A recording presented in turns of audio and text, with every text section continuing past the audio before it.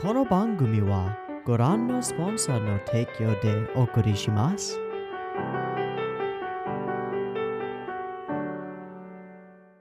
Alrighty, welcome everyone to Rock and Roll Night. I'm Teeaboo, and we are ready to embark upon the next step, or the next stop, on our 22-stop journey through the insane subway ride of Mawaru Penguindrum.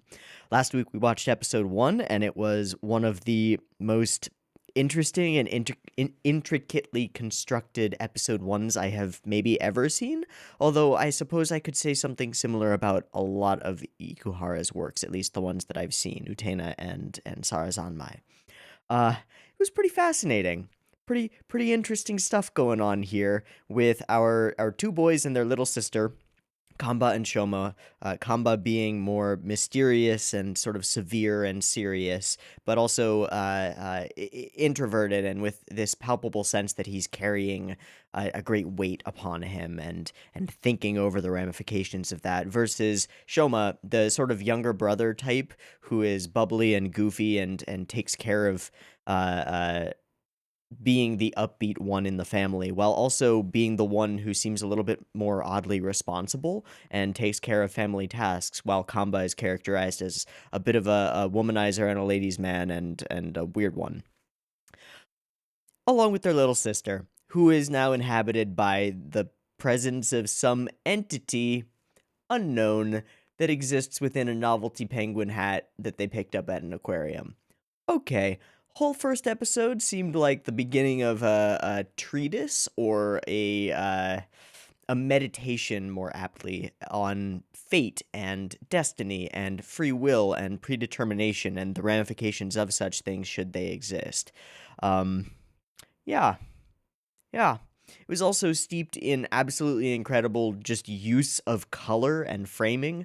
The layout of pretty much every scene was what I would call immaculate and used a lot of interesting monocolor and monochromatic palettes for certain scenes to instill either joy and happiness and a sort of fairy tale aesthetic to their family home, or the stark, bleak reality of their sister's imminent demise in the doctor's office, or the sunlight and odd orangey colored light streaming into the hospital room where she awakens once more as this strange entity.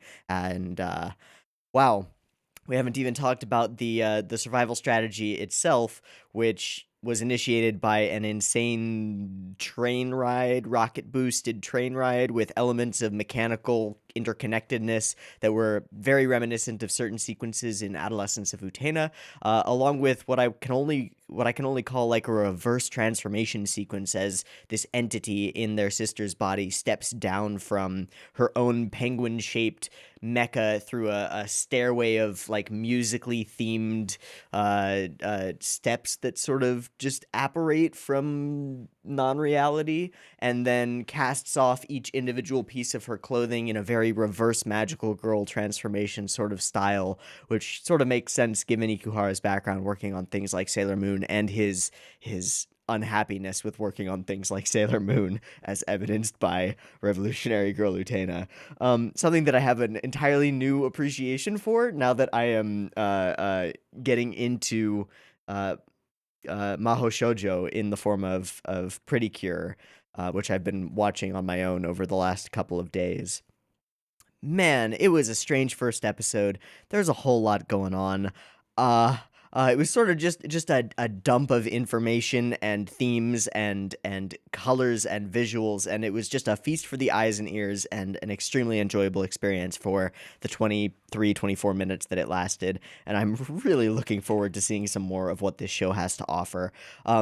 Honestly, I would like to take a quarter step back and more slowly examine some of these characters. I mean, we've got a full 22-ish episode run, so we're going to have time to understand these characters a little bit better, but I would like to take a step back a little bit from the whirlwind of exposition and intrigue that we got in the first episode, and for our characters to do the same and be like, all right, what the hell is going on here? We've got tiny penguin things that are helping us and seem extremely competent at whatever task they are ordered to do, and we've got a strange entity existing in our sister who has given us a somewhat nonsensical quest to go find this Penguindrum that we don't know what it is, or if it exists, or what it represents thematically in terms of the story. I've got some ideas. I've got some theories. The whole idea of a spinning circular object has Wheel of Fate written all over it, I think.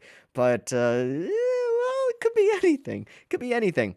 I also found, you know those spinning drums that you put between your hands. They've got like two little beads on strings, and they go pop pop pop pop pop pop pop. That's what I think of when I think of the spinning penguin drum. So not so much a wheel turning like this, but one of those. And I forget what the name was, but doing some research on my own time just to figure out what the hell we were talking about. I discovered that those have significant significance.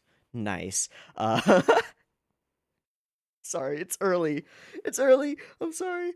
Uh, those have significant significance in certain Hindu and Buddhist traditions, and have their own representations and stuff. So maybe we're going along those lines. I don't know. It's always hard to pin down Ikuhara's symbolism. He has this tendency toward ambiguity that makes his works incredibly rich and detailed and textured, but also makes it impossible to pin down a specific interpretation, which can be infuriating if that's what you desire from a show, but it can also be extremely liberating if what you're looking for is something to muse over and not necessarily find answers on.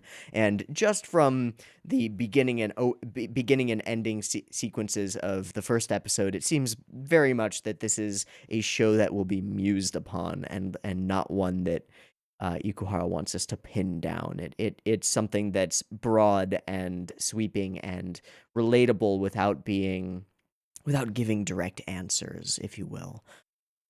So, with all of that said, let us. 95. This is important, I guess. I don't actually know how important it is. There's an extremely obvious thematic through line throughout almost everything in Penguindrum, from the openings and endings to the beginning of the big ol' sequence, to the title cards, to the ending sequence where we show us moving one stop along the subway, of subways and the number 95 and the date March 20th, all of which I have learned because some people have pointed it out to me and just been like, you might want to make sure you understand what the hell they're talking about. All of which are references, at least hat tips, in the direction of the March 20th, 1995 Tokyo subway sarin gas attacks, perpetrated by I wrote it down, the Shinrikyo cult.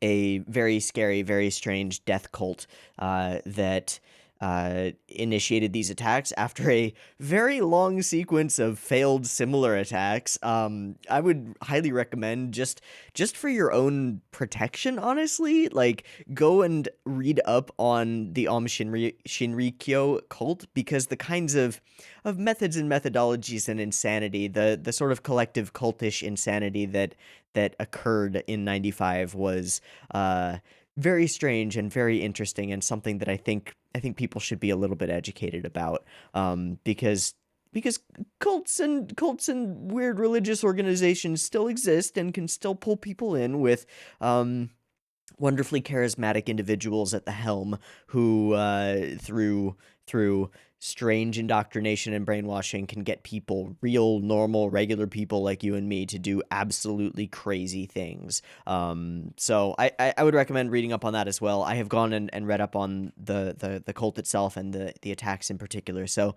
I'll have a little bit more of an eye out for the symbolism involved there. Although I kind of, just given Ikuhara's style, I kind of doubt that it will have any direct plot relevance or any direct significance, other than being one of the major thematic, like, ties and through lines, and almost an homage to this national tragedy that occurred in Tokyo on that day. What else did I want to talk about? Was there anything else? Nah, let's just watch the second episode, and we'll determine, once we get near the end of the discussion of the second episode, whether we want to watch a third episode. Often I like to do 2 episodes at once, but the first episode ended up being like an hour-long discussion, and if the second episode ends up being like an hour-long discussion, we'll probably just stop there. But I've got time. Again, it's early, and I'm still drinking tea and getting it in me. So we'll just play it by ear and watch as many episodes as I feel like I want to watch. So with all of that on the table, let's go ahead and dive on in once again to this wild subway ride, courtesy of Kunihiko Ikuhara, which I've also realized is like a wonderful tongue twister in a name. Try saying Kunihiko Ikuhara 3 times fast. Just try it without messing up the O's or the U's. It's difficult. I've been trying all morning and it's not easy. Anyway, we had a little preview thing at the end of the first episode that showed some toilets, and I can see the very first frame of the episode, and it's a pink toilet with a classic wash seat, as you will find in almost every Japanese either public toilet or home. We also had some moments where shh, sister, sister character, name. You have a name. Himari. Wow, that was okay. Where Himari says that she loves fate in stark contrast to her brother's opinions of this free will sapping existence of fate and predestination. She says that she loves it. It's strange and interesting. Looking forward to figuring out what she means by that, if anything. And let's get this show on the road. So I've got episode 2 of Mawaru Penguindrum up and ready to go. Once again, I am using the Zurako RIP. It's available on nya.si. You can go and find it if you want to go and find it.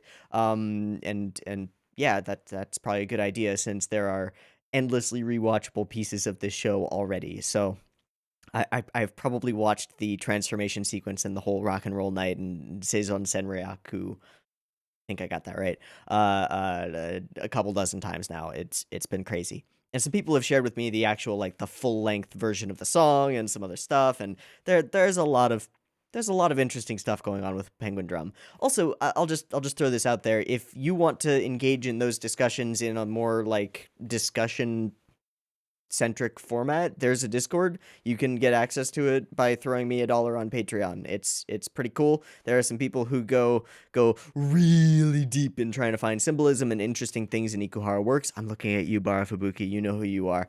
And they have a fun time talking about this stuff. It's a pretty interesting discussion. If that's your kind of thing, I would recommend it. But of course I would. So Penguindrum, episode 2. I've got it up. It's ready to go. There will be 2 versions of this reaction video. You can find a picture-in-picture version of this reaction video with the video up there in the corner, linked in the description, and a timer-based version up on YouTube. If you want to sync up your own copy of the episode with the timer-based version up on YouTube, you're welcome to do so. Just get your copy ready because the beep beep timer to count you down will be coming at you now. Recording, good, yeah.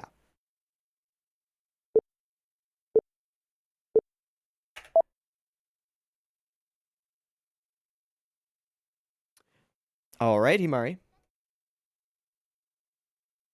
That is Himari, right? Oh, no, it's this girl. Okay, that changes everything. Not Himari on fate. Uh-huh.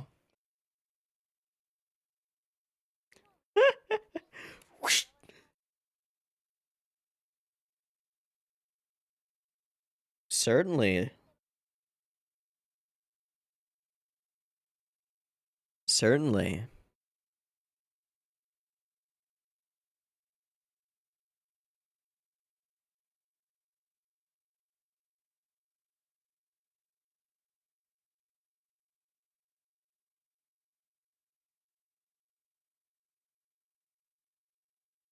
That sort of disconnect from the mirror and the wall, like there's no wall there. It's just a floating, ethereal, like mirror type of thing. Very fairy tale-y. In fact, that actually sums up pretty well her entire little speech there. It's very fairy tale-y, like destiny to become a princess or whatever. Again, with the apples and the symbolism and the subways and the 95 and the, yeah. The fucking penguin bear mechs. The OP and ED are so good.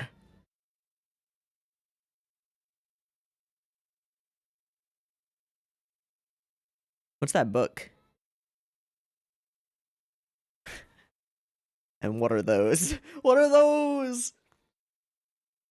And there's an actual kind of princess type character and a princely man who is shown with a bird in a cage. And then those ampules, not quite vials, but ampules where they're breakable.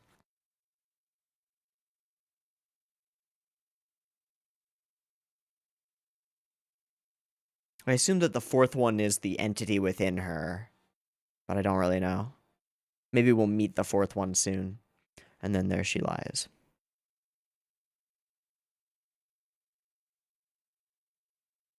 All right, back at it.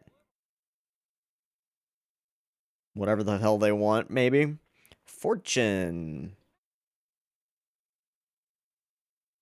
Yeah, but are these actually penguins, or...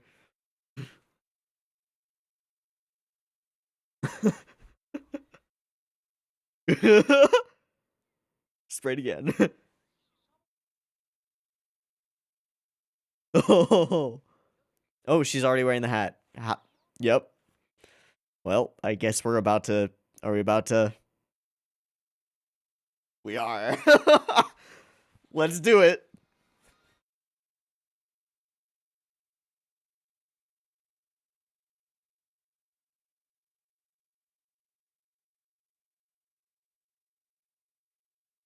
It's like astrolabe.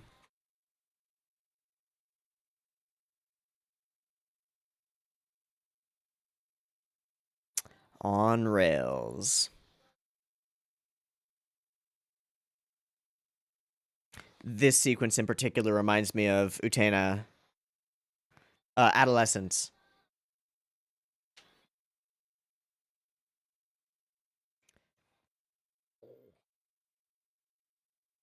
It's so non-Euclidean.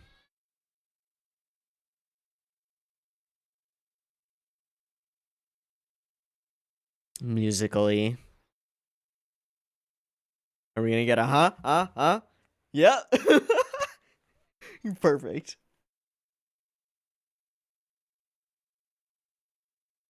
So why did Shoma drop out, and why is Kamba the one that she removes the thing from? Get on the train departing at 0810. So she's outlining a specific fate. Is that the... Oh. Yeah. Alright, we're gonna write down Ringo has drum. Trolley.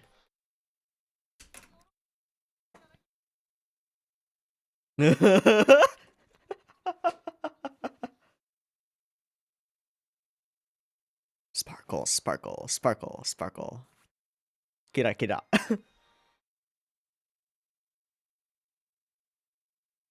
Bye! Let's initiate this. There we go.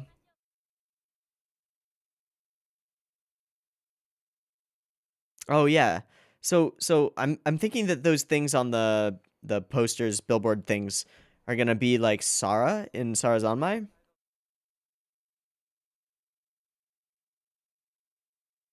Mm-hmm.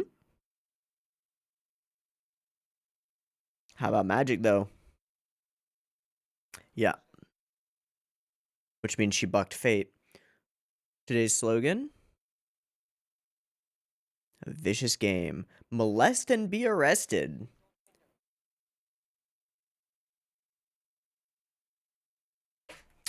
Okay, don't molest.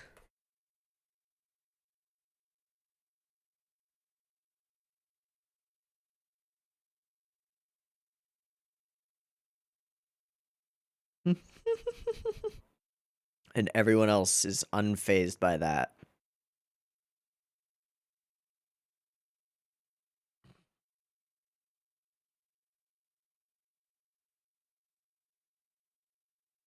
I guess that makes sense. Straightforward and serious about the task. Amazing how her shoes stood out amongst the crowd. just use of color.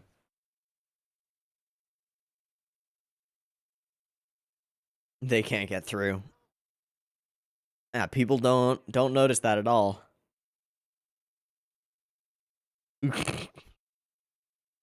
Boing. Oh boy, molest and be arrested. And nobody notices.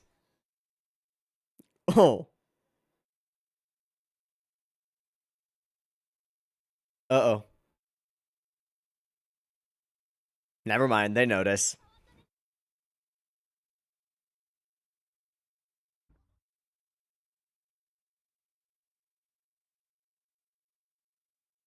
Alright, yeah, those boards are gonna be important.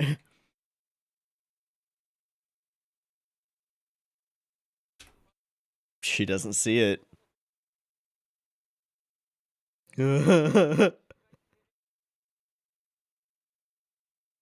Tabun.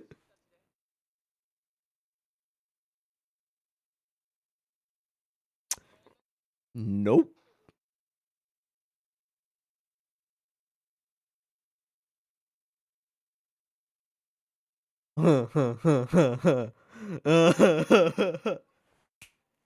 My man. Oh, smooth as whipped cream. Rancid whipped cream.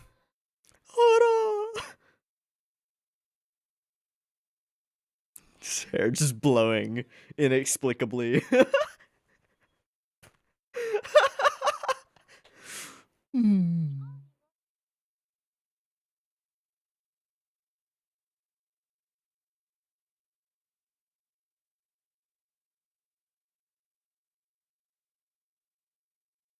Prepare something?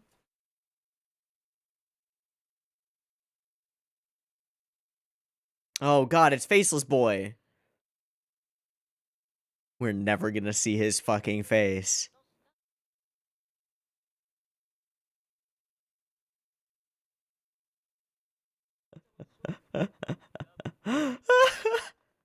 Nope. Whatever that is. Right.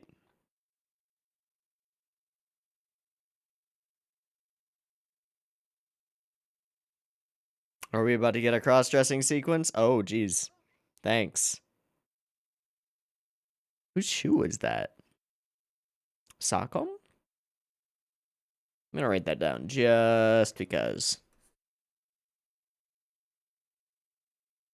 What were you prepping?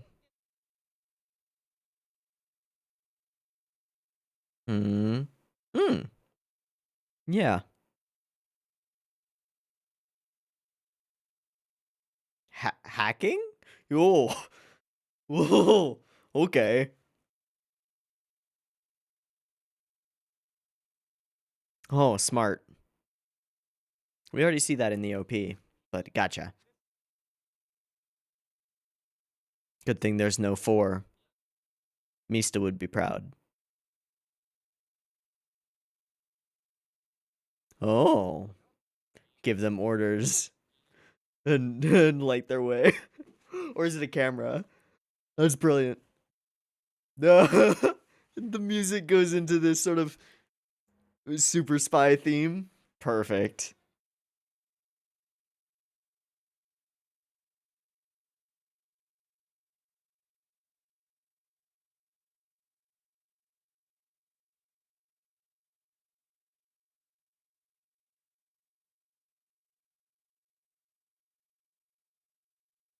Of course, it's the seat by the window. Yosh.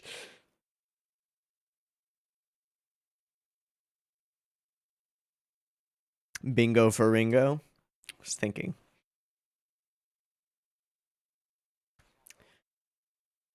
Oh yeah, nobody sees them. Do they see the... No. We're just gonna... Yep. It'd be funny if they saw like a floating walkie-talkie. Right.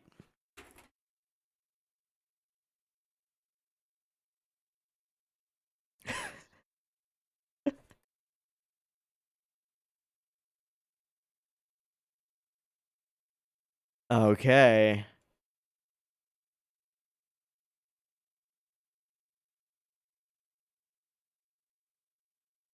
Ends justify means, eh?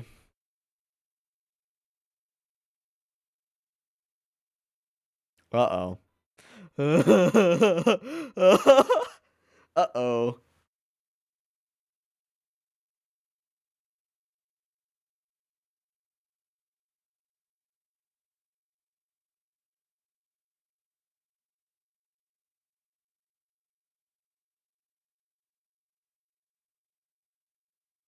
Is that girl on the left the blonde from the intro?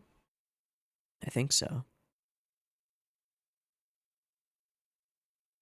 This is the bird in the cage guy. Oh, they're missing from school. Talking about Kamba.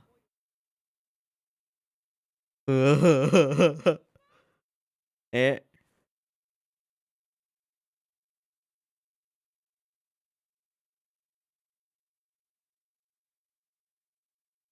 Thank you for the memo. Pervy penguins.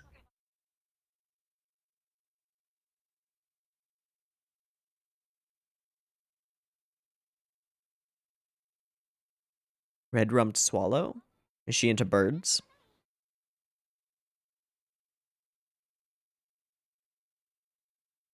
Nice penguin.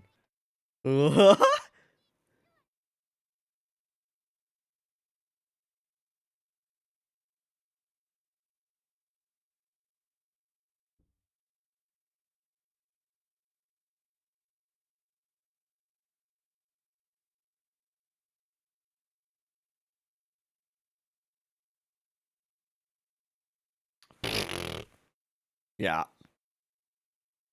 No, they don't really talk. I don't think she knows. Or it. That's kind of what I'm wondering. It sounds so much like the Shining thing. I don't know about that. Yep, we're on a path. Ends justify the means, I suppose.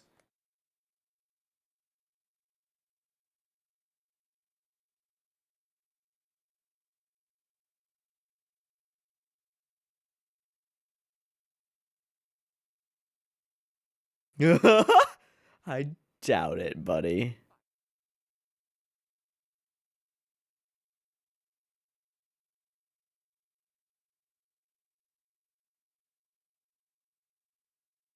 Oh my god, that hair.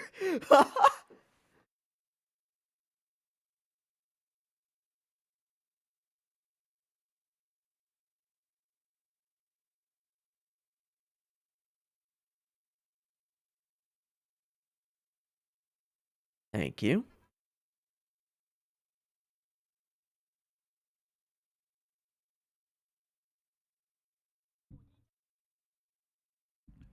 Certainly.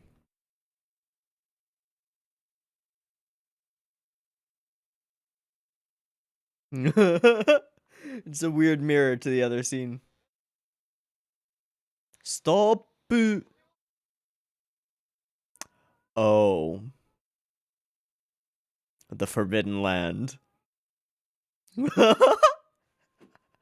Victoria's Secret or Carousel Mitsui. 100%.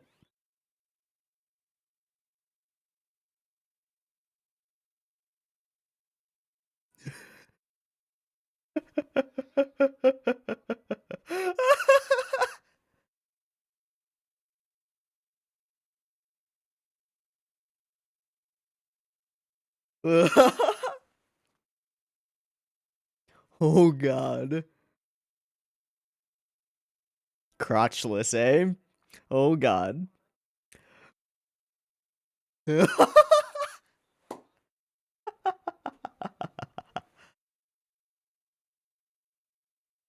Changing, I would assume. Nice. To the exit. That was a really cool shot.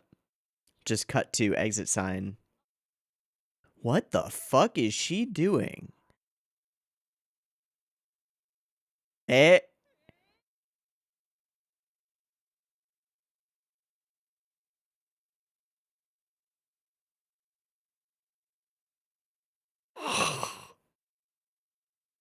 Safe. No.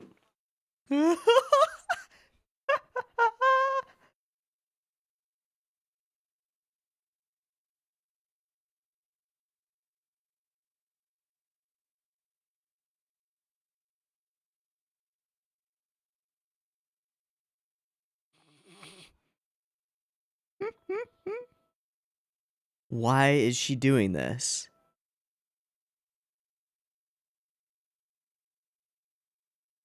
The birds. The birds. She was finding their nest. And swallows make nests on walls, right?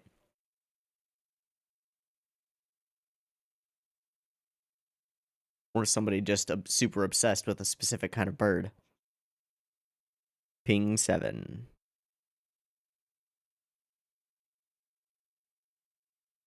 Is that yeah.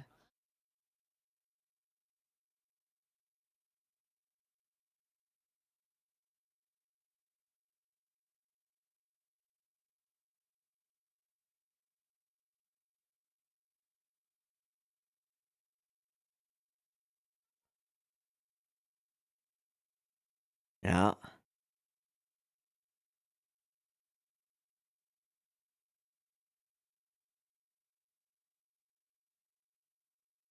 Don't worry about it.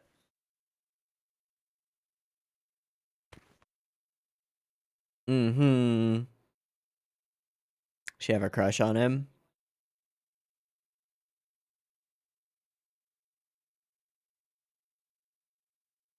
That's what the whole going for lingerie thing. Oh, Jesus. Stalking. Yep. A little bit. And stalking chain. Reminds me of Sayonara Zetsubou Sensei. Obsession. He gets it.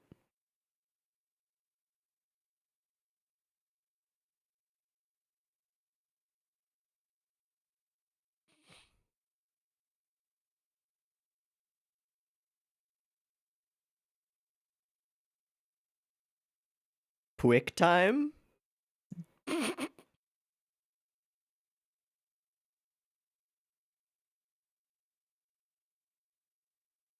Through the vent. Is there something horrifying here? I have a weird vibe about that teacher. I don't know, man. Oh, jeez.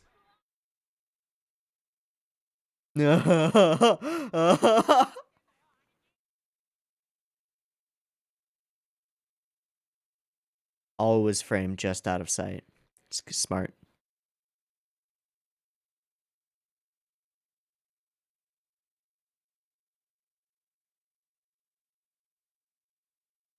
She's bugged his place. Yep. Yep.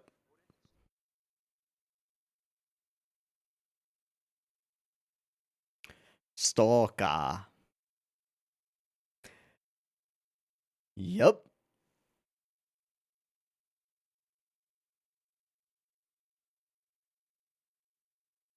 Bird in a cage. Cage like wainscoting all around his room. Jeez. That's fucking weird. The book. Intertwining serpents or dragons?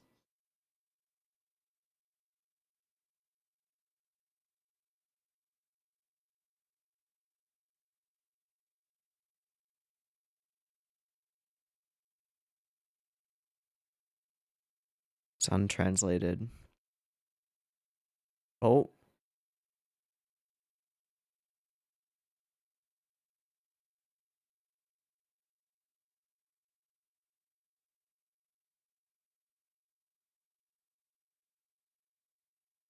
She didn't write this.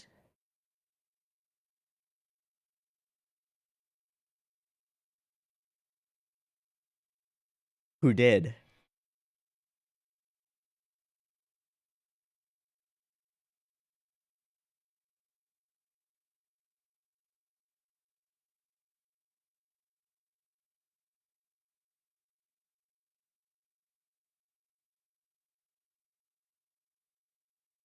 Which it apparently is.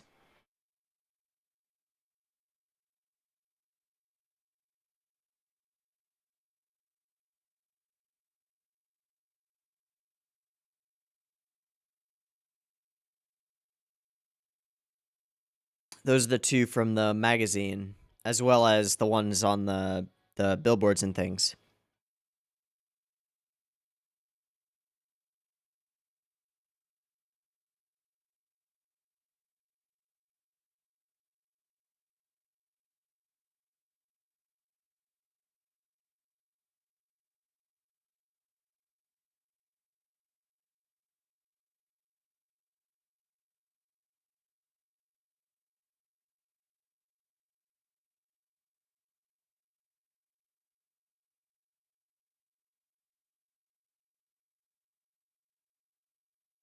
Okay, there's a preview.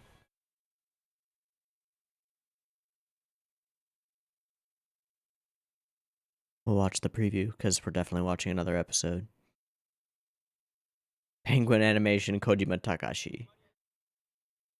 Okay. Sure.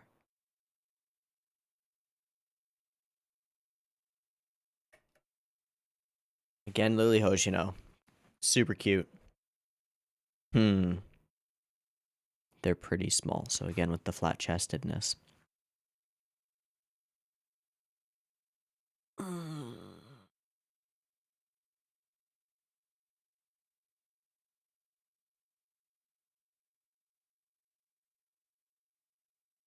think the thing that sticks out to me about this episode is the ends justify the means statement from Kamba, because it's exactly the same justification that Ringo is using to justify her own actions.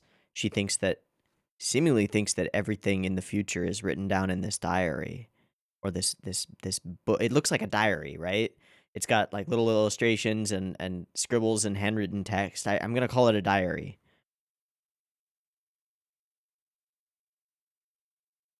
And the ends for her are getting with Tabuki Sensei. And she would have read ahead all the way through the diary, so she believes that she knows the entire path of her fate. And her love of fate, in stark contrast with theirs, and my mistake for thinking that it was Himari saying that she's the one who uh uh uh loves fate. It's not her. It's Ringo. But we didn't know this character really before that, so that's fair enough. There is meaning beyond the pain. Ringo has the drum, Tabun, probably. And they believe that that's the diary.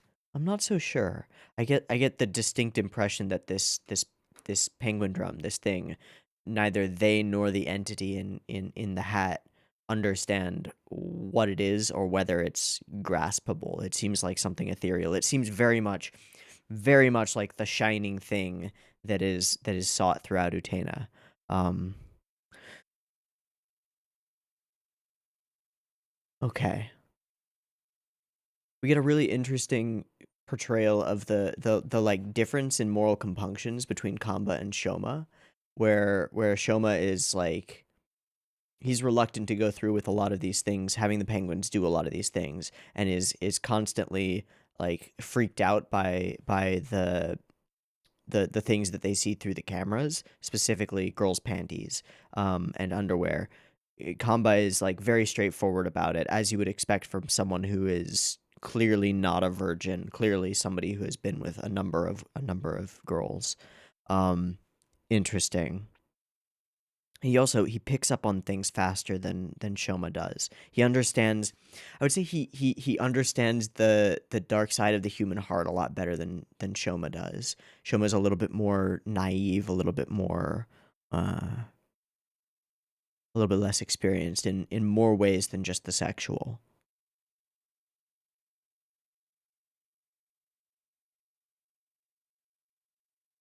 Which I suppose is probably a factor in why Shoma is always dropped out of the survival strategy sequence when he starts questioning things that shouldn't necessarily be questioned.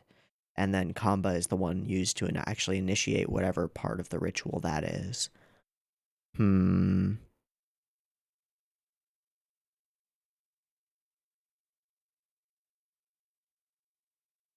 A lot of interesting symbolism around Ringo. Really interesting.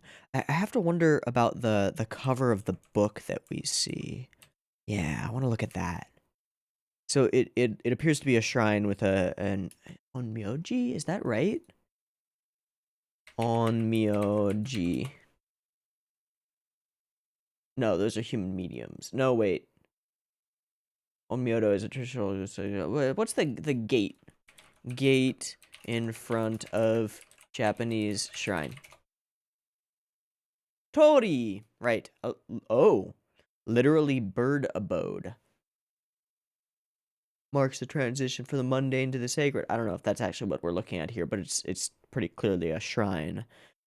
I thought that these were serpents or snakes, but looking at the bubbles here, it appears that they're underwater. The intertwining that they have is intertwining of destiny or intertwining of fate, I would say. Um, or the intertwining, you could say, of two souls, as she's using this diary specifically for the purpose of approaching her own destiny as she sees it of getting with Tabuki Sensei. Tabuki? I don't know. But they appear more like sea serpents or eels even. I'm gonna just Google eel symbolism Japan. Eel is a symbolic dish. Traditionally eats it on August 15th. Restore one's strength. Sure, traditions and stuff. Serpent symbolism Japan?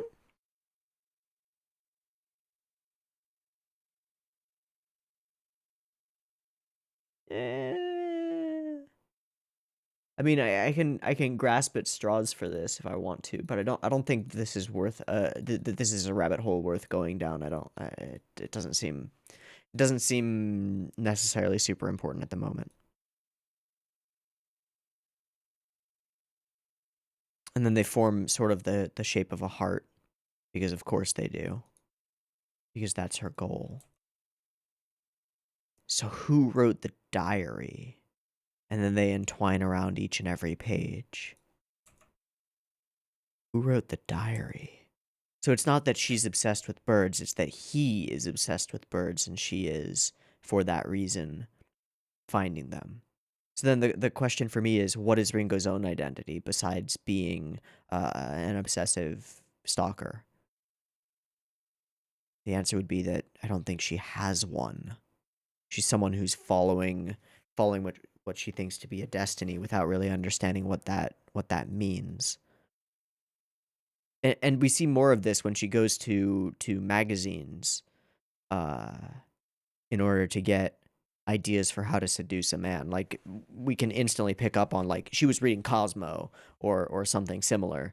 It's like, oh, feed him good food and wear lacy lingerie. That's how you make a man fall in love with you. It's childish and simplistic and shows an absolute lack of understanding of what relationships really are. And we see that she has friends who she hangs out with, but we don't see any depth to their relationship, and she's constantly distracted when she's communicating with them. The background that we have here, now that I look at it again, it looks like a coral reef or something along those lines. She's got this sort of sea princess vibe to a lot of her aesthetic. We see her through the mirror, and we see the both of them framed by these mirrors that don't really exist. Although I guess we could say that the bathroom where they are has a coral aesthetic to it.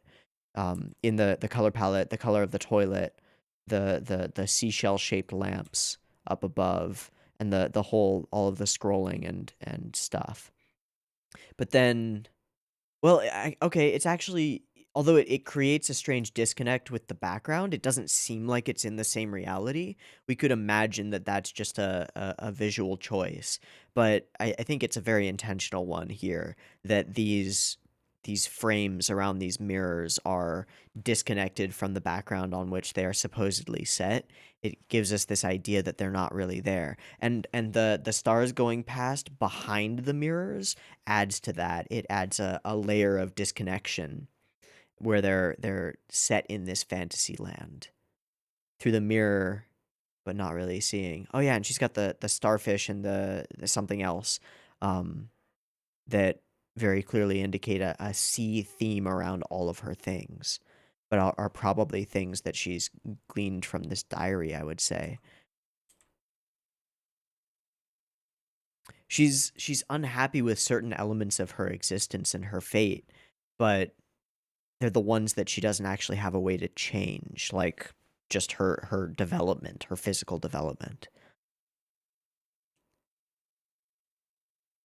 Interesting. We learn so much about this character so quickly, and even then we don't understand her. But I think that's super intentional because she clearly doesn't understand herself or have any desire to. She wants to mold herself into a being that follows this destiny, follows this fate. But that means that she has no interest in free will. Weird. What a weird counterpoint to the initial statements of the boys. The fact that we talk about seafood, although it makes sense for penguins to be eating seafood, obviously, it also sort of plays in. I have to wonder. I guess it might be the case that every element within this room has some future relevance that won't become clear until we actually see it. Like the elephant shaped hot water jug thing. I think it's a hot water thing. I don't really know. But we've got the fish and the seahorse over here, and they're framed more clearly a little bit later. And we've got a bonsai, Tokyo Tower, another smaller version of Tokyo Tower, I think, lantern, little turtles. I wonder if all of these will have some kind of significance in the future, and that this room will become kind of like a mosaic of the various episode focuses.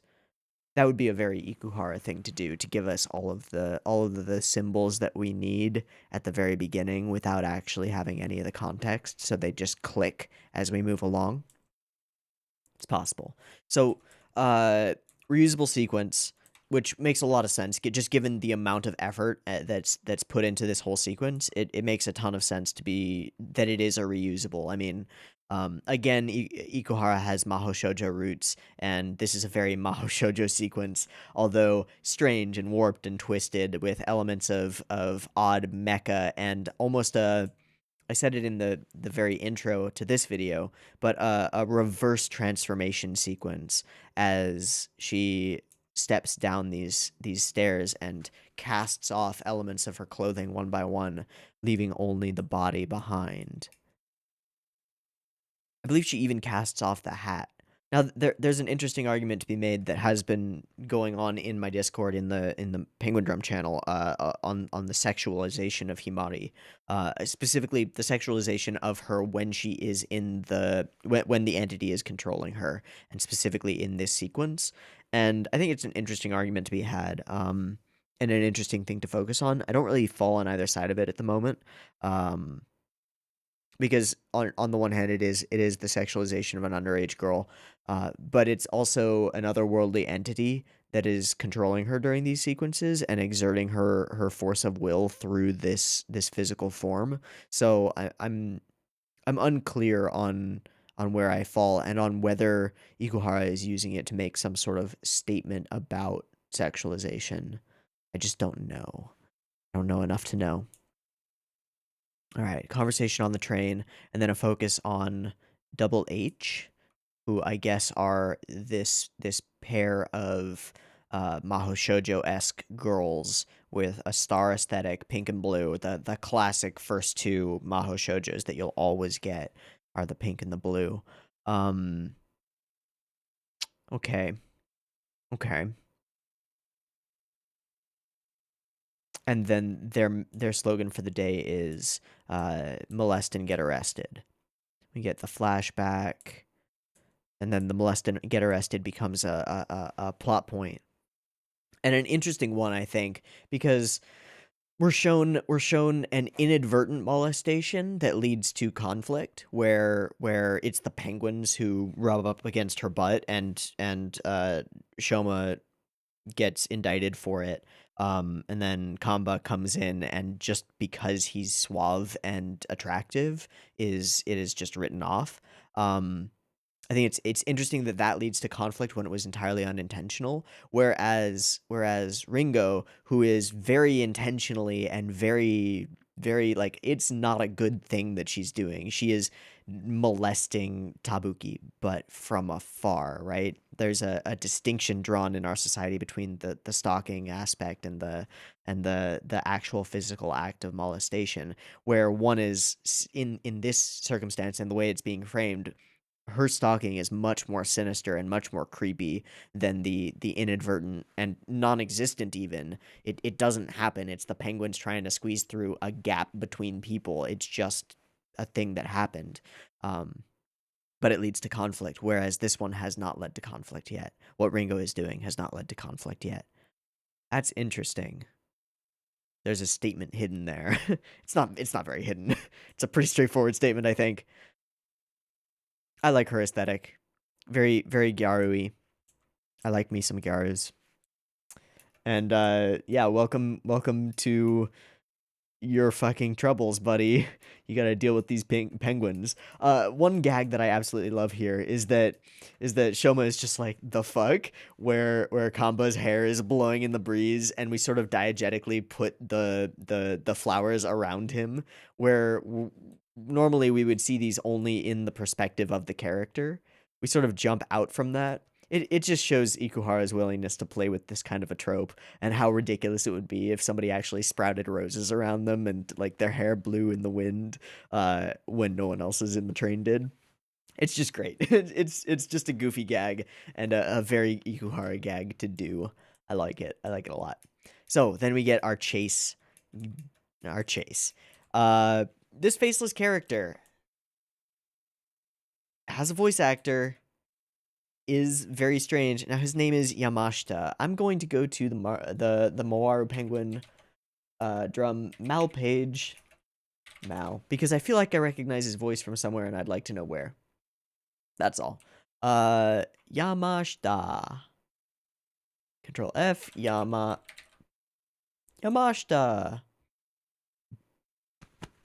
Ryosuke Sakamaki. Wow, I do not recognize his voice. He is in 5, 6. I can't count. 5. I can't count again. He's in 5 shows: Battle Spirits, Darker Than Black as a supporting character, Deltora Quest, Mawaru Penguindrum, and Uchu Kyodai. Okay. Interesting. Not that interesting. Gives me nothing to work with. Now, I wish we had a translation for everything that's in the diary, but we don't. In any case, we come up with a plan, and at this point we get the ends justify the means moment, which is interesting. To say that the ends justify the means when you don't actually know what the ends are is a very sort of classic way of not a classic way. It's I'm overusing the word classic. I think it's more common than we might think at first glance. People use the statement, the ends justify the means, to justify whatever actions they have, without necessarily knowing, one, whether those actions will actually lead them to reaching the ends, or two, what those ends actually are. It's one thing if you've got a very distinct, very clear plan or goal in mind, but when your goal is something as nebulous as find the penguin drum, and you don't know what the penguin drum is, or whether it exists, or whether it can be found, and you use that as a justification, that end justifies the means, you're kind of playing in a very dark gray area, and a bit of a potential slippery slope, which I kind of have a feeling that Kanba is going to tumble down at some point. His willingness to do anything. I think he says it in the first episode, like, I will do whatever it takes, no matter what it is, in order to try and save my sister. It makes me think that he might end up wrapped up in some bad juju, and using the same justification that we get here so early in the second episode, the ends justify the means. It's interesting. It's something to keep an eye on, I think. And definitely distinguishes him further from his brother Shoma, who's more hmm, it starts with a re. It starts with re. Not resistant, not reclusive. I can't think of the word. Reticent? Actually, reticent would work, but that's not the word I was thinking of. It doesn't matter. Reluctant. Holy shit! How did I miss that? More reluctant to do things that break laws or moral codes, and the two are sort of intertwined here. So, we start doing some interesting things with fan service. I think it's interesting that uh we never see her underwear and in every sequence where a character, a female character's legs are spread in some way, there's always a penguin or the little webcam thing or something that blocks our view of it. Um, which is interesting, especially in contrast with the Himari scenes where it's their little sister and a little bit weirder, I think. But while we're clearly sexualizing these characters and the characters are sexualizing themselves, like she is actively going and buying lacy lingerie, we only hear about it in like from a distance via Kamba like noticing it and being and using that as like an element of her character and what she's trying to do. He goes, "Oh, triple laced. She's really pulling out all the stops." But we don't see that. It's not for our gratification. I think that's interesting. I think that's something that Ikuhara is really trying for, and I don't know why. Especially in contrast with having Himari clearly framed sexually. I mean, there's a specific shot in the transformation sequence thing. Um where right when she's about to she says let's initiate the I mean there's this whole shot where she sways and is framed sexually, but it's kind of a wide, so there's less to it. But when she does the he drops down, yeah, here. I mean, there's that, and then there's all the stuff in the ED. Then there are the penguins on the feet, and then there's this shot where she is like super clearly sexualized, and we are staring directly at her genitals. It's weird, um, that's there, but there's always something blocking every panty shot. It's interesting. It's interesting enough that I think Ikuhara is trying to say something with it. I just don't know what, which is fine. The penguins continue to be utterly lovably ridiculous and just kind of fantastic in that way. It's great. And then we start to slowly uncover what she's up to. So here we go to this place, and in this scene, I noticed something that I like to point out about characters, which is the shape of their eyes. You know, eyes are windows to the soul, blah blah blah blah blah. Our characters have identical irises and pupils. I mean, they are literally identical, right? Same dots of light, same colored gradients, same everything, but the shape of their eyes is dramatically different. The sharp, thinner, more squinted, more perceptive eyes from Kamba, and then the wide open, big like Genki eyes from Shoma give us a very distinct impression of their specific characters, along with the slant and shape of their eyebrows, with Shoma's being these sort of thin lines and Kamba's being these sort of sleek and suave, smooth curves. It's really interesting that's an element here. It's just good character design, I would say. That's yeah. This whole sequence is wonderful and and hilarious, and the contrast between the way that they approach it with Shoma being like, "Oh God, a lady's underwear," and Kamba being like, "Yep, that's underwear. That's what it is," and being very very distinctly focused on his goal, super goal oriented. What's interesting is that she has a dual purpose for being here. Like, yes, she is picking up lacy underwear in order to pull out all the stops because she read it in a magazine, we assume. But she's also using this as the avenue, like, to go out the exit and find her way over, put herself in an extremely dangerous situation, almost fall off of this wall, Like, she slips and almost falls and sort of mutters under her breath, Seifu, but she's anything but in the blowing wind, all in order to get out here. I think there's one frame of butt in this sequence. I'm like 99% sure that I saw, bingo, a frame of butt. But no panties. It's weird. It's weird. There's something going on here. I don't know what. Ikuhara is playing with fan service in a weird way. But she goes all the way out here in order to get a picture of this swallow's nest because she knows because of her weird diary thing that this will lead to a meeting with this character and put her further on the path toward whatever she's going for, which is to prevent him from eating dinner alone. Wink, wink. Okay. And she is perfectly polite and straightforward and playing a perfect role. And then the smirk. She never goes full yandere, but she does go creepy and then crawls underneath his house in order to fall asleep on a blanket that she already, or a tarp, it's a tarp, that she already has set up there. She's done this a lot, in order to listen to a bug that she has planted in his room to listen to him watching TV about, like, a National Geographic documentary about birds. That is endlessly creepy. There's also something I pointed out almost immediately upon seeing it. We have already associated this character with a bird in a cage aesthetic in the OP. It's the only scene of him in the OP that we get is him superimposed over a symbolic bird in a cage. When we get into his room, he's got wainscoting on all of the walls that creates the aesthetic of bars in a cage. He is trapped and she is observing him. It is really lovely and subtle. And it's not even that subtle.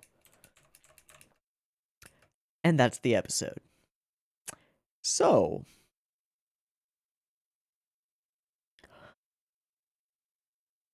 all right. Well, if the Penguindrum is something directly associated with fate, then I have to think that at least they're gonna think that the diary is the Penguindrum. Again, I'm a little bit iffy on that. I feel like I get the distinct impression that the Penguindrum cannot be actually obtained. It seems like a wild goose chase that is never going to come to fruition, and it seems like something that is just impossible. And in some way, we will loop around to the impossibility of bucking one's fate, except temporarily. In that, if they're unable to obtain the Penguindrum, this entity within the hat might rescind her resurrection. But I don't know. But I don't know. There's weird stuff going on. Lots of weird stuff going on. Okay. Well, now we've got a diary that has predicted the future. A Mirai Nikki, if you will. Great. Seems a lot more deftly done than that, though, so that's cool. That's cool. And I said at the beginning that if we got to like an hour-long discussion, we would just watch one episode, and I was prepared to stick to my guns on that, but I am fascinated and I want to watch more, so we're going to watch the second episode. Before we do, I feel like I want to go reheat my tea a little bit because it's still a chilly morning, and I need to take a break to resync all the tracks and stuff. So I'm going to take a quick break, be back in a moment to jump on into episode 3 of Mawaru Penguindrum. See you in a minute. Peace. All right, welcome back to the insanity that is Mawaru Penguindrum. We are ready to go for episode 3, which I have decided on a whim to watch because why not? So, Ringo, Shiostaka. We're now aware of this. We don't know how aware of this we are. Did they see the diary through the webcams? I assume so. So they know something about that. Something else that I didn't really click until I sort of took a break and was like waiting for my tea to reheat in the microwave. You can now see that it's steaming, I think. Wait. Yeah. And it's now too hot to drink. Fuck. God damn it. Is that Ringo's name? It's Apple. Apples are a huge symbolic element in the OP and DD. So just throwing that out there. There's something going on there. Yeah. Don't know about her last name, Ogomine. Don't think that one's important, but her first name is Apple. Okay. Just Wanted to throw that out there. Anyway, episode 3, Mawaru Penguindrum. Let's do it.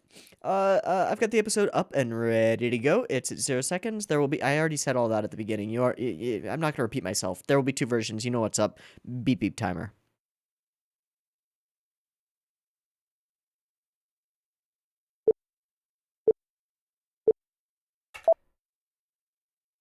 Underwater aesthetic again. Is this her as a little girl?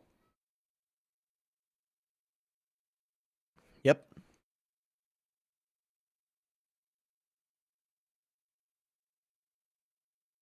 What's in that picture? Were those penguins? And kappas. And otters. Hey, Sarah's on my. Okay. Got Mama and Papa.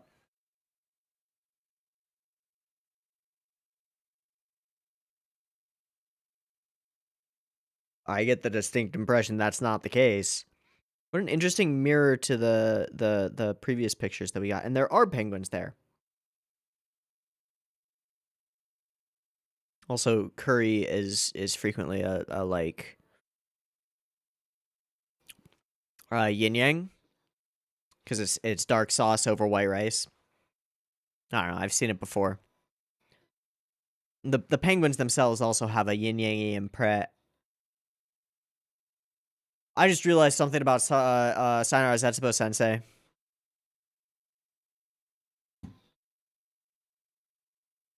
The penguin motif in Sayonara Zetsubou Sensei is a yin yang. Sorry, it's unrelated to this, but like, click. Weird.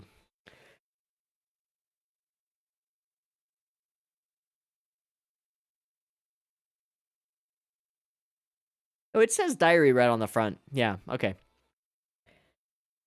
I'm really curious about her. Like, really curious. And then she's the girl in the magazine, I think. And then she's got like an alter ego. And then there's this pink guy.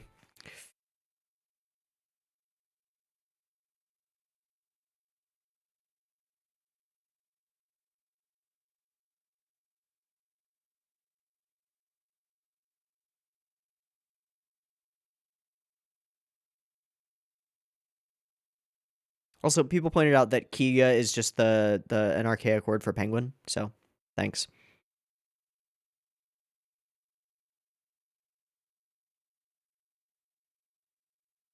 Her stamp is like a peach or something, right? Oh boy.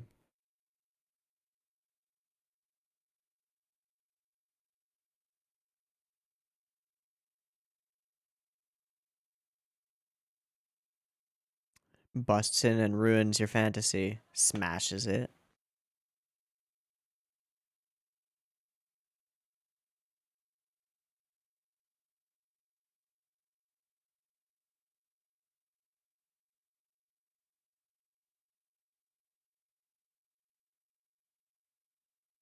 There was something else that she wanted to say there, but decided to say that instead. Interesting. Off you go. Oh. Oh.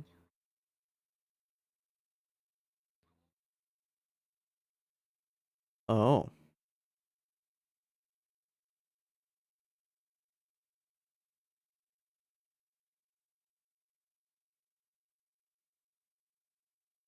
That's pretty fucking creepy.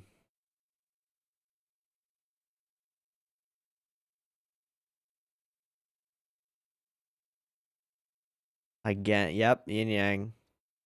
Bound by fate. Okay, we're not gonna get the actual looking up sequence. Just jump into it.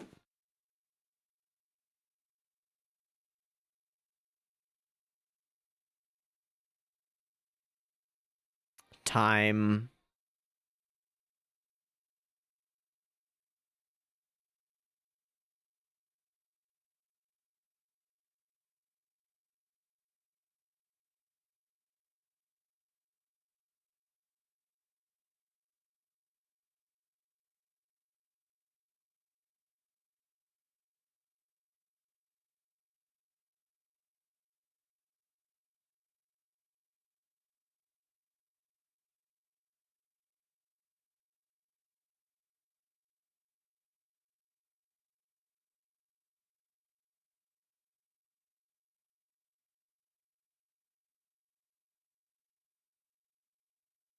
Yeah.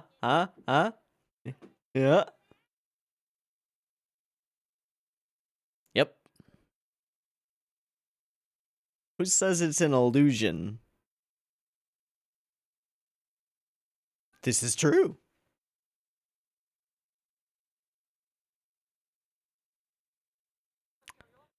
What?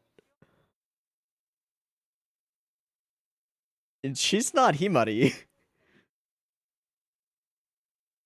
I don't think it's an illusion, buddy.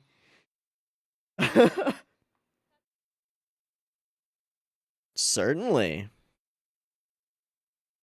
Suspicion. Okay, which is?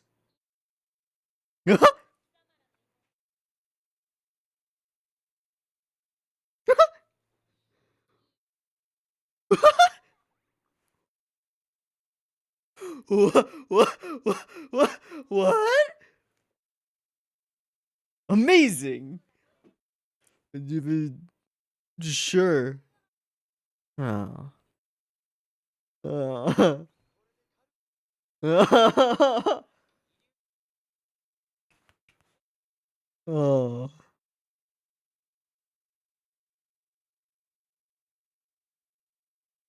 The night. Oh. Just gonna let her die. Witness the nightmare once more. Yeah, fam. I can giveth, I can taketh away.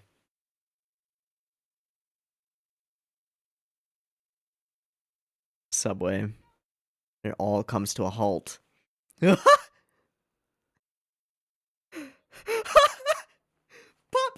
Away we go. Boop.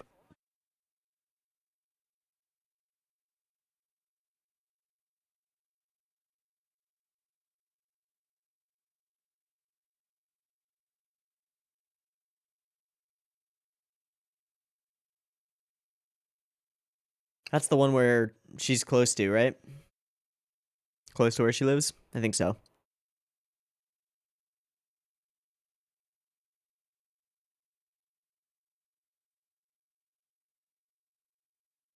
So, dad's dead. Holy shit, yo!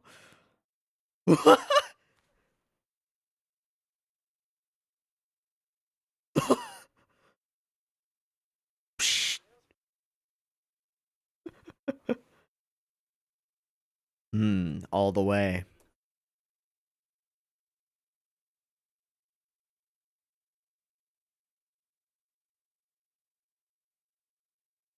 Again, the ends.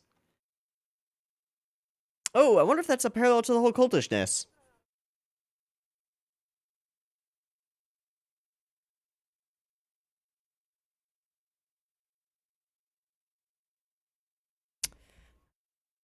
Uh-huh. You're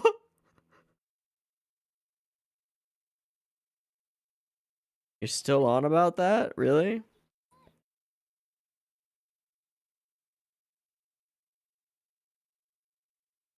I assume he's got a list. She the blonde?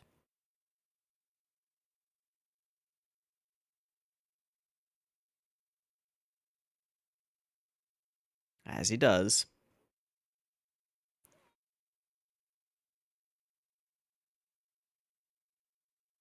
Again, entirely disconnected from her friends. It'll be in a room. Again, the compunctions about actually going into a girl's room. Yeah.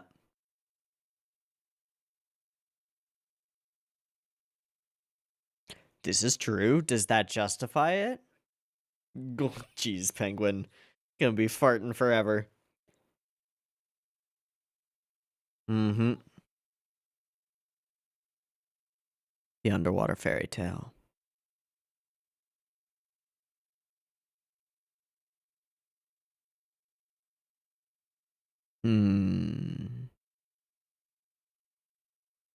I will become the evil. Sour plums, dude. That was a cool shot. Penguin curry. All right, got all the things. Oh, jeez, that penguin is not doing well.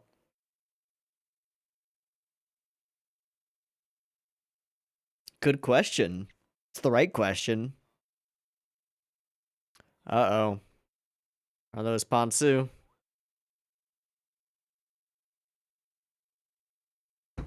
Oh, fuck. They're still in the... Oh, fuck. Oh, they are Ponsu.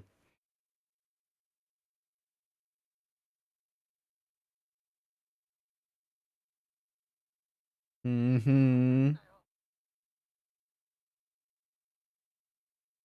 Uh-oh.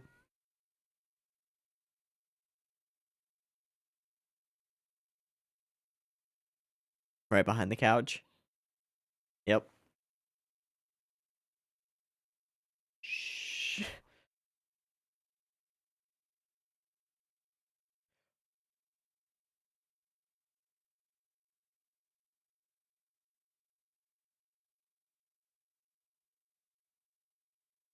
She's really cute for a creepy stalker.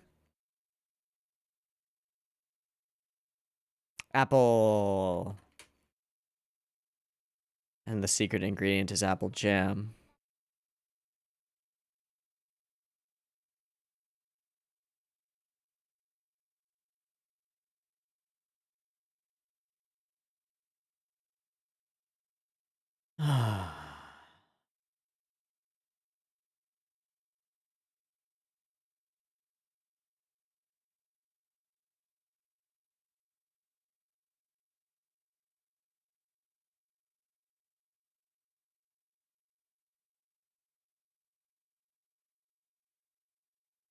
Mm-hmm.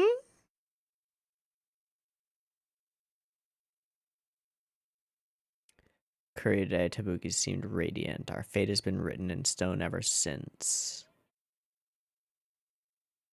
Oh, he came over that day.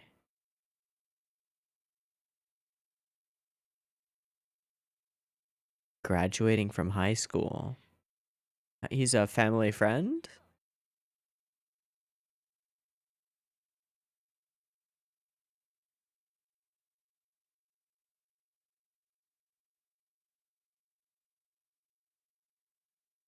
Uh-huh. Uh-oh. Can't. Nope. Oh, fuck. Yours. Oh, Jesus.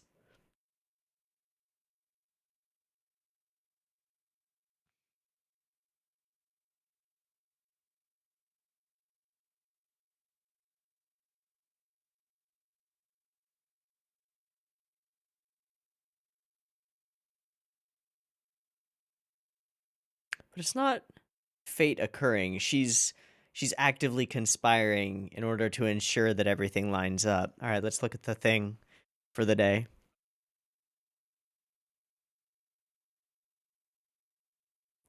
What? Something odor? I missed it. Fuck. Good question. Well, where do you think? You already know that she's could be poisoned. Oh. No. Nah, fam.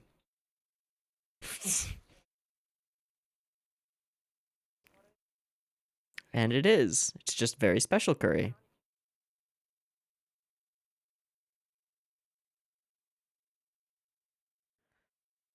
Nice house.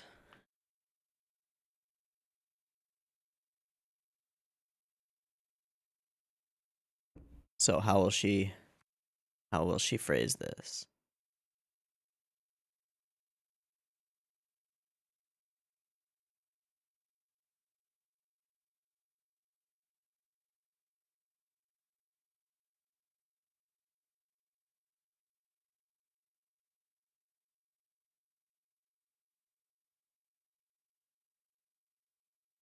Eh. Uh-huh.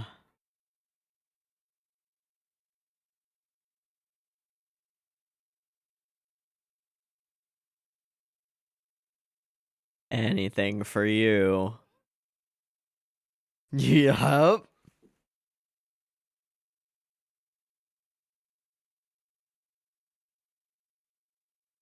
Oh, Jesus. Oh my god. Ikuhara, no!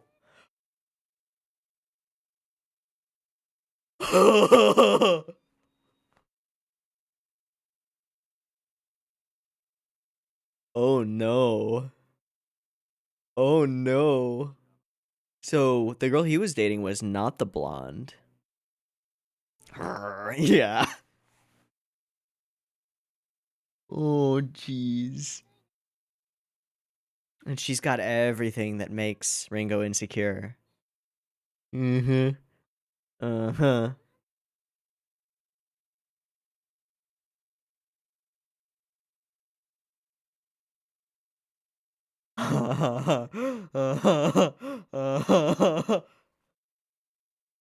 I'll bet she's using the apple jam that he likes because he told her about it.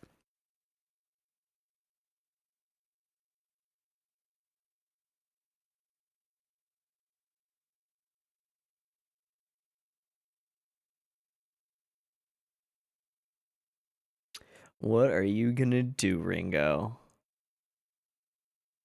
Gonna sabotage her curry and be like, I brought my own curry.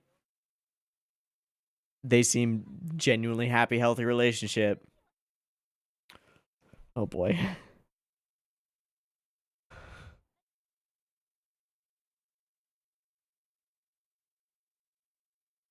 Ah! You had the cloth.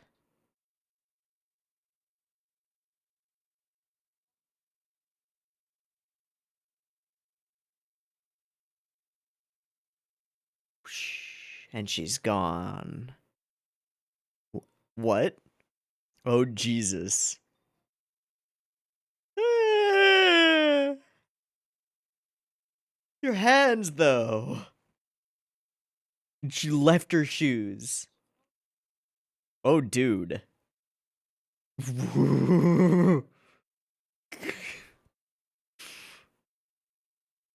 Ah. Uh-huh.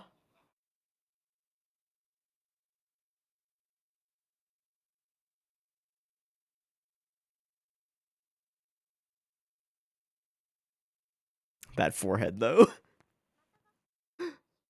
The fun buns. Oh, that's cruel.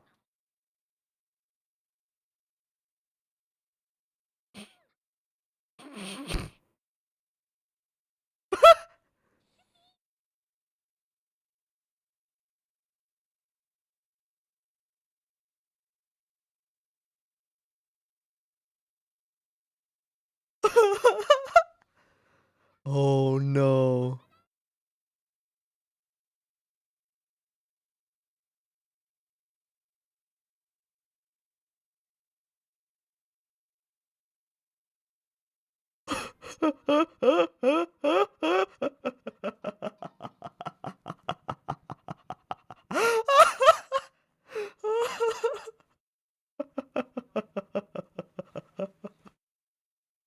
Was that written in your diary? I don't think so.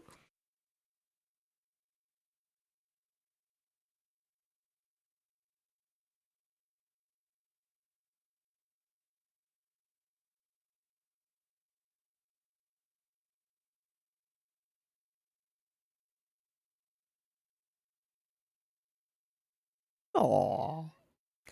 Oh.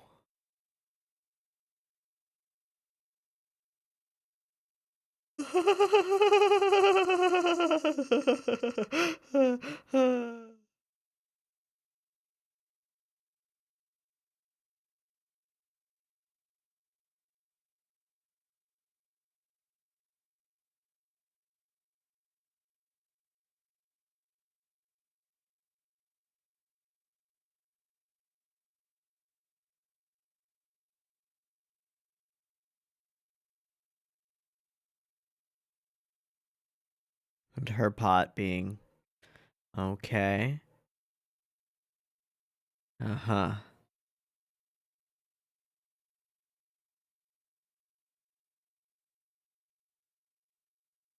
I'm sure.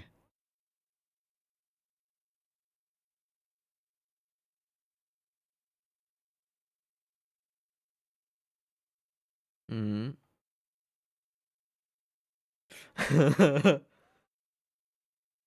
Yep. Awkward.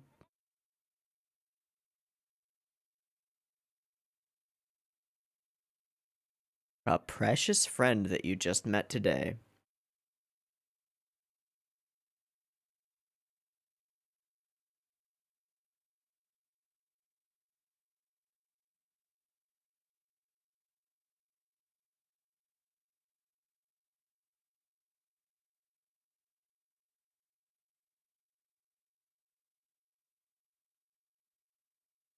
Finally snaps.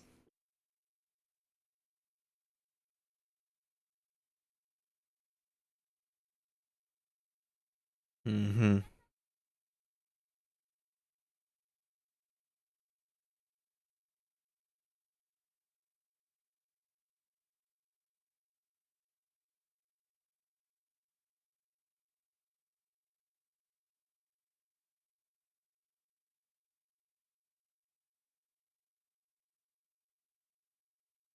You did.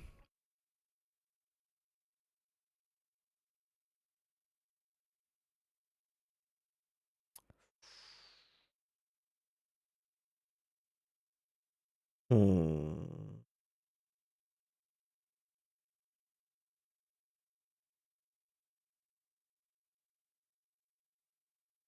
Destiny. Courageously. Lovely.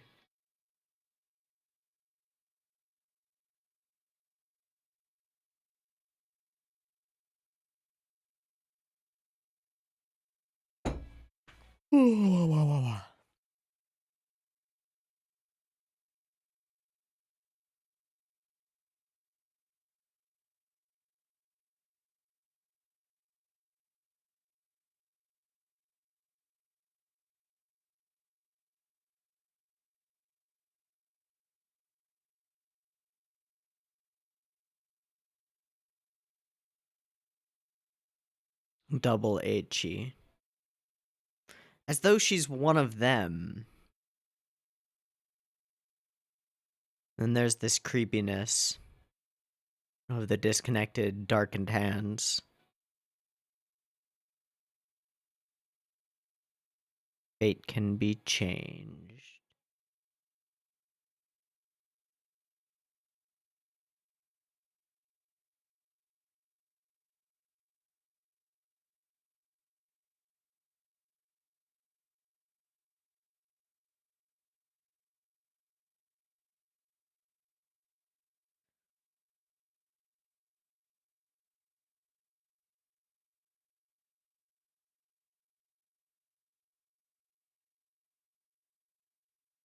Review? I think it does.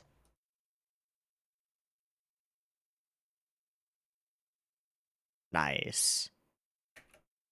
Oh, I paused it like a half a second too early. My bad. Idol singing into the red string of fate. That's interesting. And we see her putting these stars on her in the ED sequence. Again, interesting. I really like Lily Hoshino's art. It's cool. Okay, first thing that I want to do because I missed it during the watch is just to see on the train. When do we get the train sequence?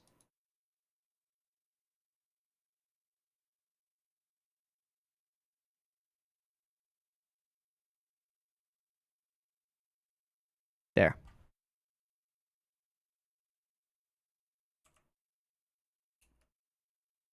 Today's slogan number 3. Kick. Stop. Physically odor. Okay, got it. So make sure you're clean on the subways. Interesting. Doesn't seem to have this episode felt like there was less in terms of introducing new ideas and less like thematic depth and more expansion of understanding of characters, specifically Ringo. I mean, a huge focus of the episode is on Ringo. as we discover her means of interpreting fate. We get this opening sequence where we're hearing her family in the background, her dad and her mom, and it appears that her father is no longer in the picture. I would assume he's dead because I would assume he's dead. And we get all of that, but we're sort of disconnected from it as we explore this room that she's in. We're focusing on the objects and elements around her, the otter, the kappa, which make their major appearances in Sarazanmai a bit later, in Ikuhara's line of work. Um, Let me see their family. I want to check out this family portrait because it's an interesting. I said it during the reaction, but it's an interesting mirror to the happy family portrait of the brothers together with with the rest of their family, and then we've got penguins on the other one, and the whole sea theme, but much less focus on penguins. So the penguins here, there's one sequence where we see them distinctly as yin yangs, with the mouth as like the thing in between. Where is it? I think yeah, there. Okay. When we split them directly down the middle and they become half and half with a dot of black in the white and a dot of white in the black. Uh pretty clearly yin yangs. Also makes me realize that similarly the penguins in Sayonara Zetsubou Sensei are pretty intentionally yin yangs. Even more so. I don't know why I didn't catch that. Anyway, again, unrelated. Okay. So this is interesting. She makes this heart with some kind of sauce on her bread. I don't know what kind of sauce that is, but it seems kind of gross. And she's very happy, very sparkly about this whole situation until her mother walks in, and then she smashes that dream together. It's the 20th today. I know. It's breaking a promise. Their family promise has fallen apart. And yet she sort of ignores that and doesn't seem directly saddened by it, although we do see the sadness of it come back around near the end when she decides not to say that. Huh.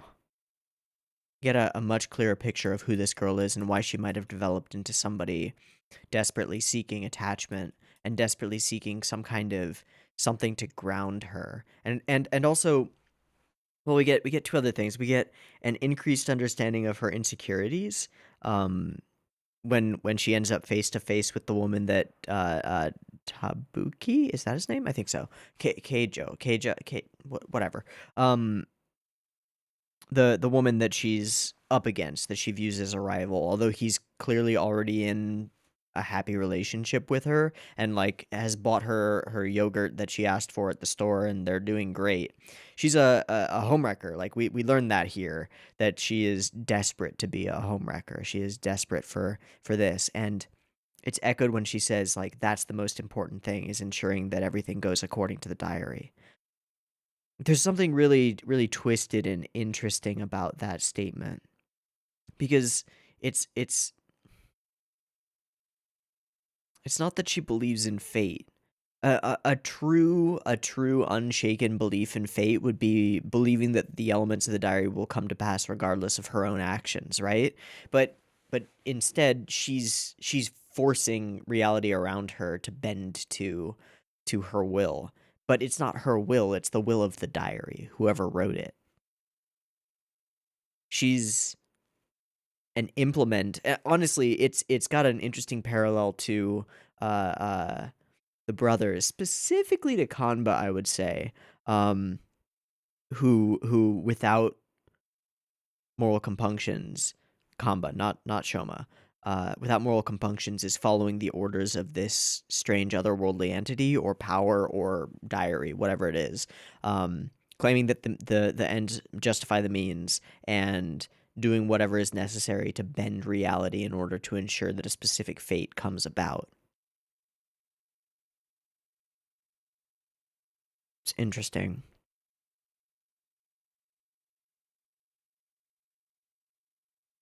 Again, it echoes a lack of actual formed identity in Ringo, an actual a lack of understanding of what she wants. She is desperate for destiny, desperate for fate, and willing to do insane things to make it happen, which indicates that if she did have her own will, if she did have her own path, that she could bend reality in her own way. But instead she attributes it to the destiny of the diary. She like separates herself from it and her own desires from it. It gives her a justification for her emotions, for her feelings, where they are unjustified.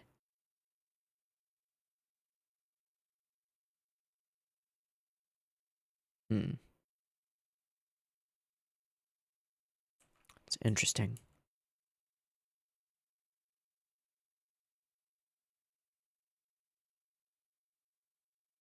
Gross. That just looks gross. All right, so we jump into this sequence with with zero preparation, no seeing her with the hat on. It's just happening. It's just a thing that happens now, which is cool. But they actually do question her this time and force her to show her cards, which are I can take away. I can leave your sister limp and cold once more. The whole milk drinking sequence is hilarious and goofy and indicates to me that this entity, whatever it is, doesn't really understand humans or how we deal with truth, but it kind of makes sense as a way of demonstrating that she is a different entity than Himari herself. Because Himari is physically capable of drinking milk. Her body is capable of that. Just not willing to. So it would have to be another entity.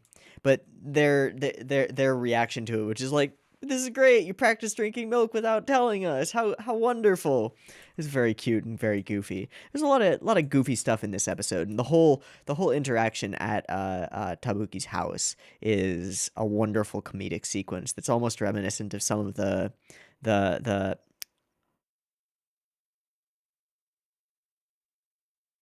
Nanami.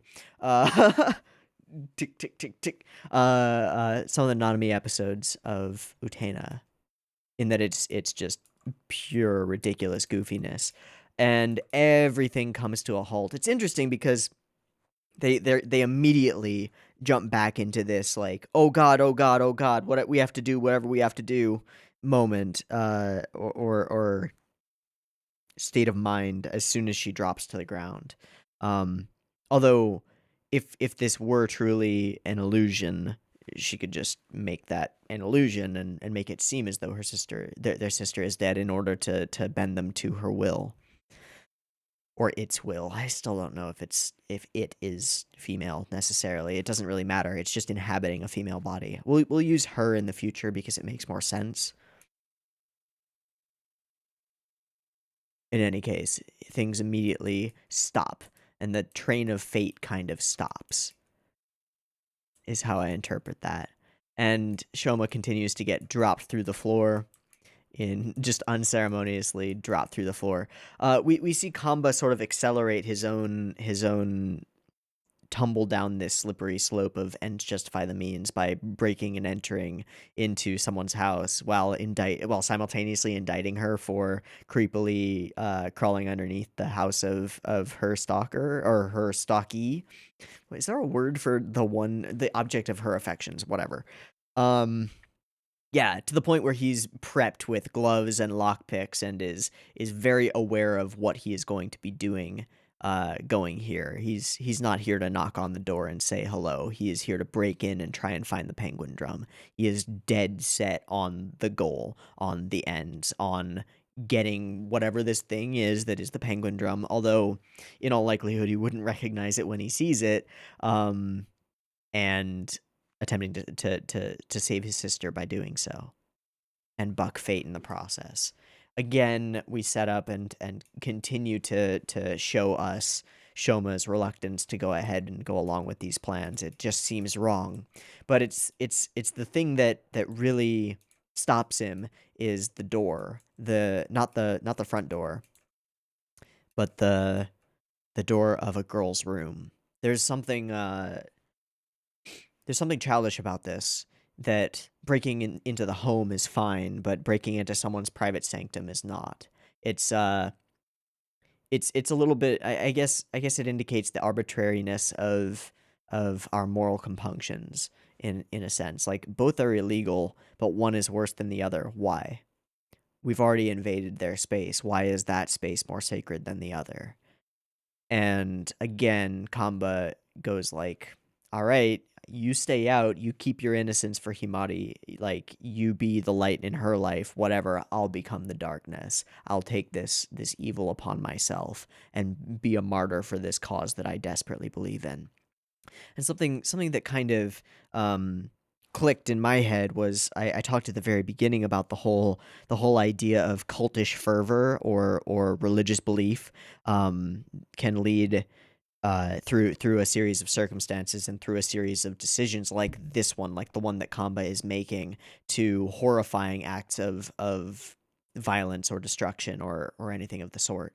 And I think there might be a parallel being drawn here between Kamba's acceleratingly illegal and acceleratingly morally oh geez, what's a word for not good? We'll just go with morally not good. I don't want to spend too much time thinking about words.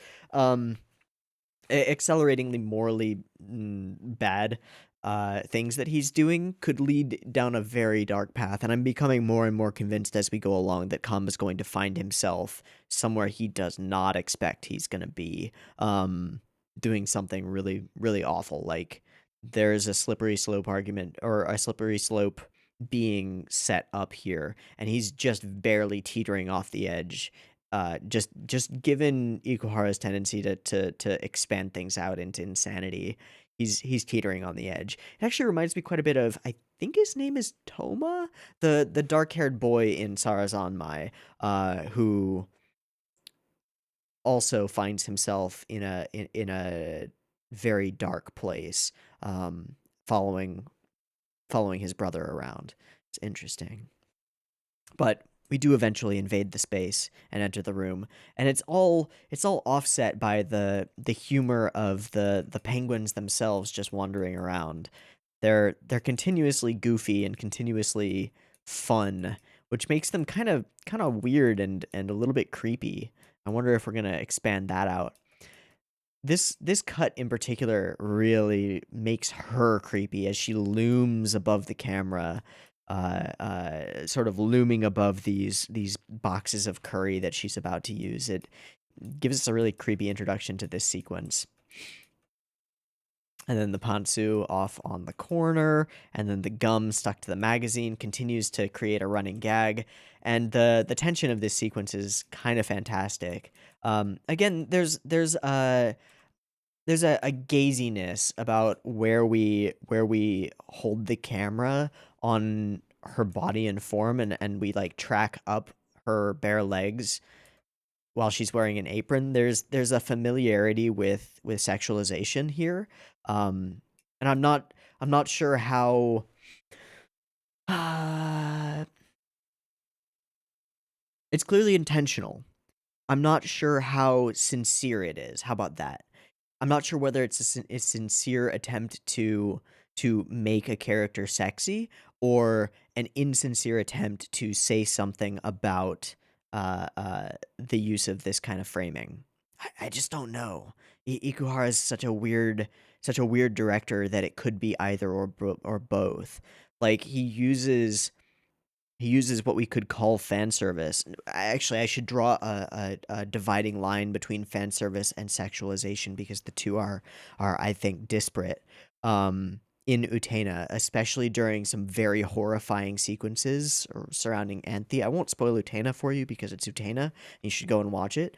But uses sexualization in a way that is not fan servicey, at least in my opinion, in order to make a point. And it seems like he's doing something similar here, but it's so on the line or in the gray area between being titillating and being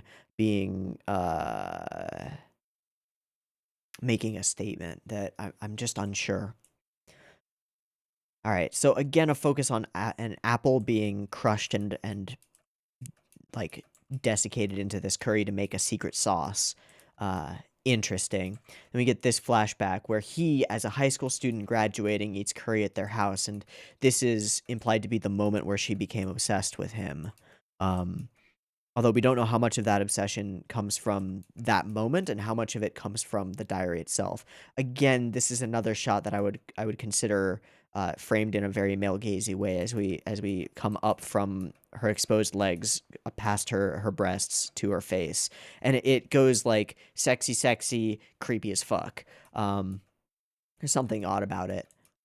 And obviously she's a character who's like attempting to harness and utilize and weaponize her sexuality in order to achieve her goals or the goals of the diary. Again, we don't really know how much of this is her and her identity and her desires versus how much of it is her desire to follow the most important thing, which is the diary's uh, uh, line of fate.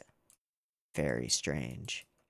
So we arrive here and then immediately embark on a this is the best case scenario encounter where she's imagining eating together with him and saying all these cute things and blah blah blah, and then the door opens and reality sets in, and we fade out from this bright shiny light that she's expecting from the other side of the doorway to a darkness.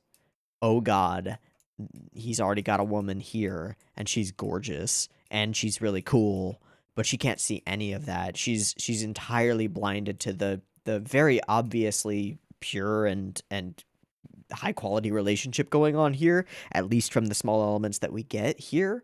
Um Obviously there's a good relationship going on here. It does raise a question for me, which is like, how often is this woman over? Because if Ringo has been spying on him and had his place bugged for a while, wouldn't she have noticed the appearance and like existence of a woman who appears to be living with him? Apparently not. And how much of that is just coincidence that she was never listening in at the moments where they were having dinner together or watching TV together or having sex or whatever, and how much of it is willful ignorance? I would put a pretty penny on willful ignorance, because if she's living there, she would have heard it. So then we get the dilemma, which leads to quite a bit of comedy and like a sort of horror comedy going on, as she comes up with this awful plan to swap out the two bowls, the two pots of curry, which just happen to be an identical bowl or identical pots, which is nice. And she grabs and burns her hands on a boiling pot of curry in order to do this, and doesn't scream out because she doesn't want this to be revealed. It's so twisted that the lengths to which she will harm herself in order to make events play out in accordance with fate is really scary. It indicates a willingness to go way too far, and we get this sort of warped perspective that Ikuhara is fond of. It's pretty universal to warp perspective and fisheye things in the backgrounds, in order to indicate oddness in the head of a character. Yeah, she freaks out, but she stifles any scream that she might have. Um, but Ikuhara is particularly fond of it. And then we get this wonderful dark red sky in the sunset tones, and sunsets can be used in like simple anime symbology for all sorts of things.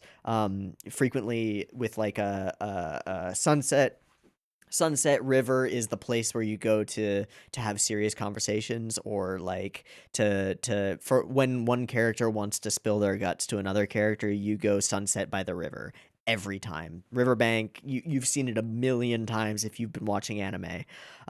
This is a very strange, very different sunset. It is starkly red and horrifying, and she is dedicated to her path, and like, despite everything going wrong here, and everything goes wrong, she meets a cat with a mean look, everything is also going right in her twisted reality where only following fate matters, only following this diary matters, everything is okay. But there's this disconnect between that feeling of everything is okay and her actual expression, and the way that the scenery envelops her in this bad juju red light. It's a disconnect. It's twisted. It's weird. It's convincing oneself that they're on the right path while their subconscious is entirely aware that this is fucked. And it is. And then we contrast that with, this is the same scene, right? This is the same time of day, and she is in this deep red state, whereas Himari, who's innocent and as pure as they come, as far as we know, is just walking around with her penguin, bringing back groceries, and it is bright, and it is the more classic sunset hues of yellow and gold that make for a beautiful and wonderful scene, as opposed to a horrifying horror scene. And there's some great setup with the, like, we're introduced to her via her shining forehead. Bring! And then eventually the shining forehead gets smacked by a fish, which is just super goofy. The whole sequence is very slapsticky and again reminds me a bit of Nanami episodes. The curry flipping and dropping down and the weird playing with perspective on these sort of character animation poses, which are great and goofy and wonderful. And then it leads into this scene where we actually come up against our target, who happens to have waltzed into our home, but she has the diary under wraps, hidden, and so there's no way they would find out about it or find any indication that she has this thing that I think they're going to believe is the Penguindrum. Although I highly doubt, once again, that it is the Penguindrum. It's something weird, but I highly doubt that it is the Penguindrum. There's a weirdness with, like, some of the elements of what the diary says are coming true and others are not, and she's like convincing herself that it's all keikakudori, like it's all going to plan, when there are clearly elements of what's written in the diary that aren't happening. Like, yes, the mean cat experience happens, yes, he eats her curry, but he doesn't eat it with her, he eats it with this other woman, and that's like the most important part of the whole thing, is like eating a meal together, not eating the curry, not the cat at the end, but eating a meal together is the crucial element, at least in my mind, and that doesn't happen. So I think that's interesting. There's a distinct element of, like, convincing yourself that you're on the right path, which once again kind of falls in with the whole we're in a cult, everything is not going according to plan at all, but we're going to keep going because we believe this is the right thing to be doing, or we've convinced ourselves. I do want to see the translation for there. I went to Tabuki's home and ate my homemade curry together, but you didn't. Tabuki smiled like a child. Not really. You didn't see it, at least. I saw a cat that made an evil look on the way home. It was scary. The first half of this just doesn't happen. We did not eat our curry together. Tabuki did not smile like a child, or if he did, it was toward the woman who he's already in a relationship with, not toward you, Ringo. So it's pretty, yeah, she's a little twisty. We knew that immediately, or at least as soon as we were revealing that she's a stalker, but it's just getting deeper. And it's an interesting parallel to Kamba's seeming descent into darkness. All in all, these were some interesting episodes. Definitely some interesting things going on in this show. Okay, and this is just the first 3 episodes. Oh god. Oh god, we're gonna get real crazy with this one, aren't we, Ikuhara? Oh boy, yeah, we're gonna get insane. Okay, cool. I am open to embracing the insanity. It's a lot of fun, and it's offset wonderfully by the goofiness of the penguins as mascot characters, and the goofiness of some of the sequences, like the whole walking home with the curry, throw it up in the air, it falls all over your face. It's great. It's super goofy. But all of that belies the buildup of themes and creepiness that's going on in the background here. Like, I see you, Ikuhara. I see some of what you're doing here, and yeah, it scares me a little bit. This is not going to stay happy and chipper forever. Ikuhara likes to drag you in and get you to love these characters and get you interested in these characters, and then whoosh, pull out the rug from under you. So all we can do is know that we will never be ready for it and be content with that. It is fate after all. In any case, that'll wrap it up for me. I've been Teeaboo. This has been Penguindrum, episodes 2 and 3. If you want the next reaction, it'll be up on Patreon sometime today. Yeah. See you next time for the next 1 or 2 episodes that we watch. See you there. Peace.